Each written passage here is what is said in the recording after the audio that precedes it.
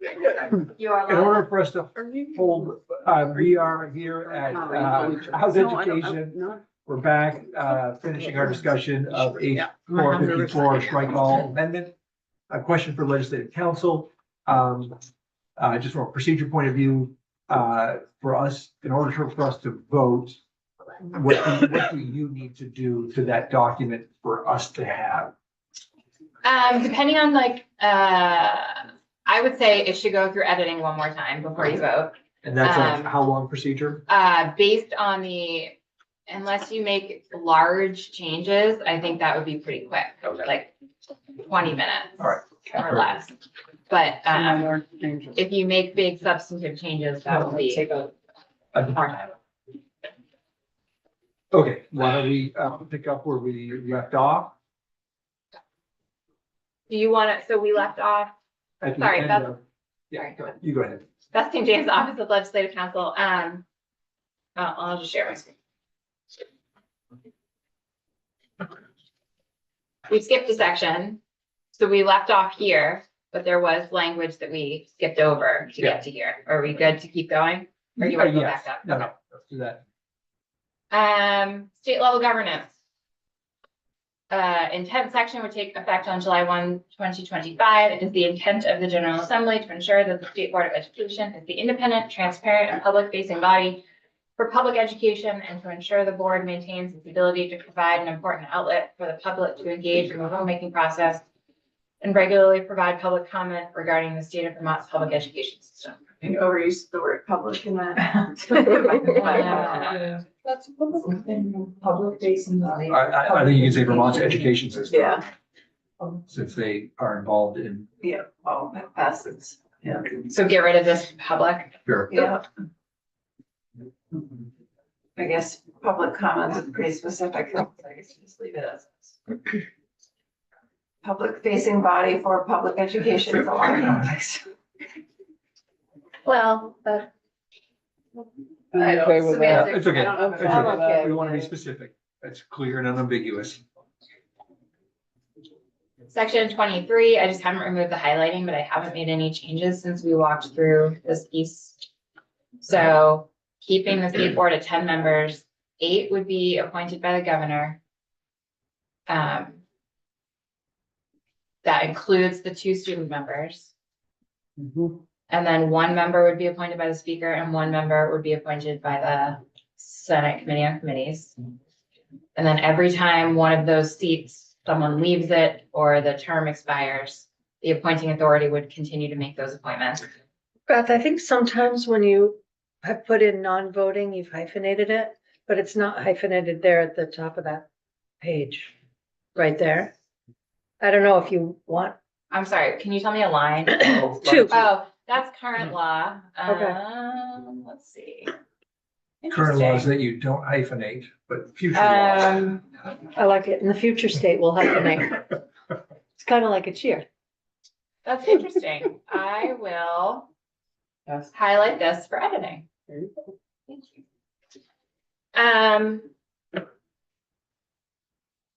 No other changes. Then there's the transition period appointments. So everyone serves their terms until they either choose to leave or their term is up. Then the speaker would make the first appointment, committee on committees would make the second, and then the governor would make the third. I think technically you don't need this, but it doesn't hurt to keep it. And I do think that there will be 3 seats up at the same time, so it kind of makes sense. And then after that, the governor makes all the further appointments, and then everyone keeps their appointments. And then removal, the governor keeps removal power, but the appointing authority would made the initial appointment to the seat would fill that appointment or fill that seat after removal. And this would all take effect, all the state board appointment process sections would take effect on July 1, 2025. Okay. State Board of Education review of rules appropriation. This section will take effect on July 1, 2025. Oh, that's right. I do need time to do the effective date section. That will take a few minutes. The State Board of Education shall review each rule series the state board is responsible for and make a determination as to continuing need for, appropriateness of, or need for updating of said rules. On or before December 1st, 2026, the State Board of Education shall submit a written report to the House and Senate Committees on Education with its recommendation for rules that are no longer needed and a plan to update the rules that are still necessary, including the order in which the board proposes to update the rules and any associated costs or staffing needs. Is it the final words of the final page? No. Okay. Sorry. I was just looking for B, thank you. Sorry, there's a $200,000 appropriation from the general fund, in fiscal year 2026. For that review. I just would say that matches the amount of money that, House appropriations meant to have in the budget, but somehow got lost in the shuffle. All right. And we haven't, this will just be filled in, so you're gonna have some sections effective on passage, some on July 1, 2025, and some on July 1, 2026. And I have to go in and put all of those in. Do you wanna go up to what we skipped? Yep.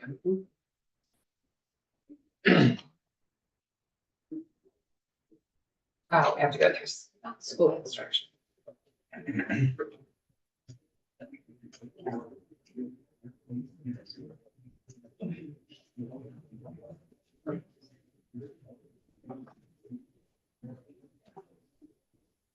Section 18, an amendment to section 828 and title 16 would take effect on July 1, 2025. The school district shall not pay the tuition of a student except to a public school located in Vermont. I'm going to skip subdivision 2 for now and just go over all the other ones to make sure that we're on the same page, and then we'll go and talk about subdivision 2. An independent school meeting education quality standards, a tutorial program approved by the state board, an approved education program, a public school located in another state, or a therapeutic approved independent school located in Vermont or another state or country that is approved under the laws of that state or country. And we'll go back and look at the definition of therapeutic schools. An approved independent school that is located in Vermont, approved under section 166 of this title on or before July 1st, 2025, has at least 51% of its student enrollment composed of students attending on a district-funded tuition basis pursuant to chapter 21 of this title as of July 1, 2025, and complies with the minimum class size requirements contained in the education quality standards and state board rule. Provided, however, that if a school is unable to comply with the class size minimum standards due to geographic isolation, or a school has developed an implementation plan to meet the class size minimum requirements, the school may ask the state board to grant it a waiver from this subdivision, which decision shall be final. And then remember, there's a whole separate section asking the state board to amend the 2200 series, their independent school rules, to develop the process for what happens when an approved independent school fails to comply with class size minimum requirements. There's a requirement that those rules provide a substantially equal process or opportunity to come into compliance as they would give to a public school. Would you go back up there just briefly? An independent school meeting educational quality standards. This one? Yes. That's current law. Yes. And that, I'm just interested to say that an independent school meeting educational quality standards is also an approved independent school. Yes, the tuition thing is a little different. Yes. So I think that's why it's Okay. called out differently. All right, and you were scrolling down. Because we have a definition, this is where the definition of therapeutic approved independent school. So as used in this section, therapeutic approved independent school means an approved independent school that limits enrollment for publicly funded students residing in Vermont to students who are on an IEP, section 504 plan, or who are enrolled pursuant to a written agreement between a local education agency and the school or pursuant to a court order. And then You have your glide path here, which would also take effect on July 1, 2025, section 19. The school district that pays tuition pursuant to current law would continue to pay tuition on behalf of a resident student who's currently enrolled for this school year or who's already been accepted for next year by an approved independent school, subject to the provisions of section 828 in effect on June 30th, 2025. So before any of these changes take place, until such time as the student graduates from that school.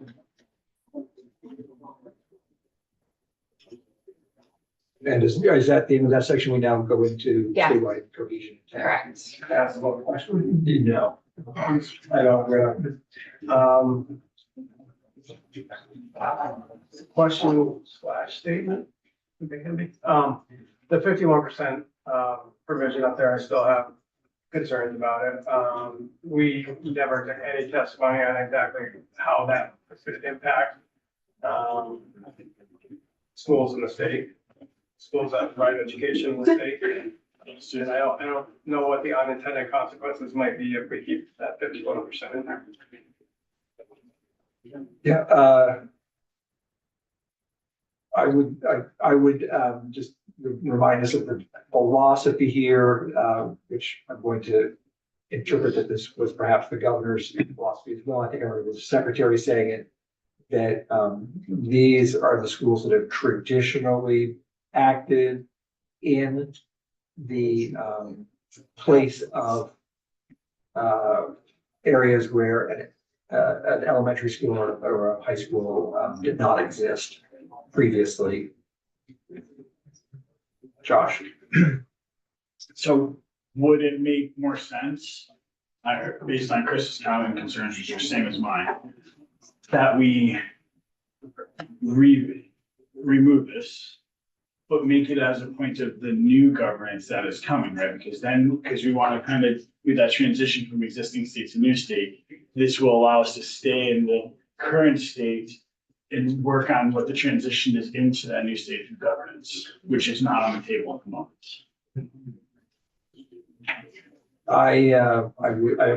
That is out on the table for folks to discuss. Doesn't go away. It just means that we actually have a more in-depth conversation of the pros, cons.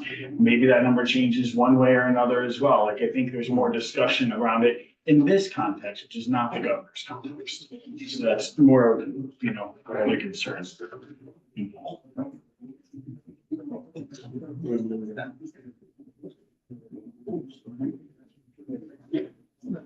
I've thought about this, and we often talk about sort of getting the field accustomed to what might be coming up in the future.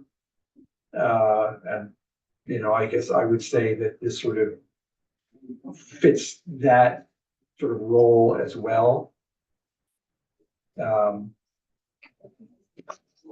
want to raise your hand? I mean, sort of, I think, the sort of construct of this bill of beginning change now and a clear timeline with really big changes in the very next few years. One of the things ultimately sort of unanswered in this bill is, all caps, school choice policies and those dangers instead sort of working within the confines of the current system and does that become a question for the charter districts, the work we've assigned ourselves essentially in 2026. So in that, along those lines, I think of, why are we doing things like class size minimums now, these other things that are part of some in getting to scale and efficiency and bending the cost curve even in our current state, because every year piles here the challenges that we face. And so that kind of clarity and those small incremental changes now are taking us towards the future state. And then I don't think I've answered it very well. I guess on a philosophical level, I think I'm just gonna hope that at a minimum, we can agree on not out of state, out of country. Yeah, it's not gonna answer the 51%. Well, and I guess I would say For me, we are talking about doing our best to sort of keep public dollars as confined within a limited system in order to have scale. And that scale, I would say, includes recognizing longstanding relationships with independent schools that have provided for the public education of our students, as opposed to the money going out in Right. so many different directions. Jenna and then Beth. I was gonna say, the one reason why I particularly like this criteria is because I think it speaks to some of the case law that we've walked through in recent years around essentially what the chair was just saying. By limiting it to a majority, to schools where a majority of students are publicly funding, we're speaking directly to the legal analysis that talks about in geographically isolated areas, schools that are providing public education in the place of a public school. So I feel like that, to me, that's like a very clear way to sort of address that piece of our case law around the town tuition program. And mine's a mathematical point, I guess, it was mentioned yesterday. They are the public school. I'm assuming 51% of those students are tuition, but I don't know that that's a fact. Maybe it's only 48% of them. It's still the only school that's there. It is their public version of the school, but it's 48% because they have a lot of other students who are coming from somewhere else. So I don't know that those places do have 51% right now. Maybe they do. Again, we haven't heard the facts on that in testimony. I'm relying on the information that. Yeah, we've emailed us provided. beginning of the week, knowing that that construct had existed in their plans for a while, so assuming there's an understanding of what's implicated. And so, I am relying on that. I will say again, as I said yesterday, I presume, and if I'm reading that data correct at all, it's abundantly clear that our historic academies are absolutely serving in that goal, and it's well over 51% of students are publicly tuitioned, and it should be protected as such. I also checked that list for the local independent schools that I know serve some of our elementary students, and they made the cut. Thank you. And I'll just, if I can add, it's just a sort of an inverse of that. I actually know one school that is not the same, has changed significantly after passing a law last year that we did. And so I have actually asked the agency on your advice, Chair Conlon, to see if it was possible to get even more updated numbers, and I have not heard back from them yet. So I'm comfortable with the language as we have it in here, but I'm seeing potential that there's gonna capture more as opposed to less. So Are we now through this? Everything. And now are we now through all pages? Yes. All right, let's do editing. Go do your worst. When would you like us back here? Oh, boy. Power. 3:30. I knew it. I knew 3:30. she was gonna do that too. All right, that gives you good cushioning on your side. And it gets me a bag of potato chips. I was gonna say, fork it over, There's All a right. little time thing you lose. Need some food. All right, everybody, then we will call it here, return at 3:30. And just to be clear, we will do a roll call vote. We will make sure Representative Toop is online with us.